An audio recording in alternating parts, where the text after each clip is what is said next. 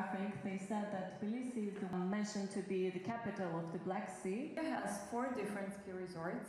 Distinguished guests, friends from across the globe. The healthcare is more opportunities.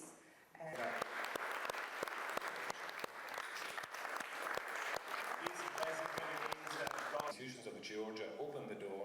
Beautiful, unbelievable, and I become an ambassador of Georgia.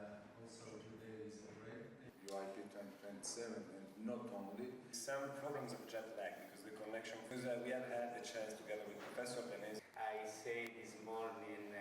რომში განსაკუთრებულად მნიშვნელოვანი სამიტი მიმდინარეობს, რომელიც უკავშირდება ანგიოლოგიას, ფლებოლოგიას და მოხარული ვარ, რომ მქონდა შესაძლებლობა ამავე სამიტს დაემთხვა ის ღონისძიება, რომლის ფარგლებშიც ჩვენ ამ დარგის სპეციალისტებს, მოწინავე წამყვან სპეციალისტებს გავაცანით საქართველოს შესახებ ინფორმაცია, ვინაიდან 2027 წელს საქართველოს ექნება პატივი და შესაძლებლობა უმასპინძლოს მსოფლიო კონგრესს ფლებოლოგთა, რომელიც განსაკუთრებულად მნიშვნელოვანი და ღირებული ღონისძიება იქნება, რომელსაც ჩვენი ქვეყანა უმასპინძლებს. ეს განსაკუთრებულად დიდი პატივია ჩვენი ქვეყნისთვის, იმის გათვალისწინებით, რომ პრაქტიკულად მთელი მსოფლიოს ამ დარგის სპეციალისტები თავს მოიყრიან საქართველოში და თბილისი იქნება დედაქალაქი და მასპინძელი მსოფლიოს მასშტაბით აი ამ პროფესიული ძალიან მნიშვნელოვანი სფეროს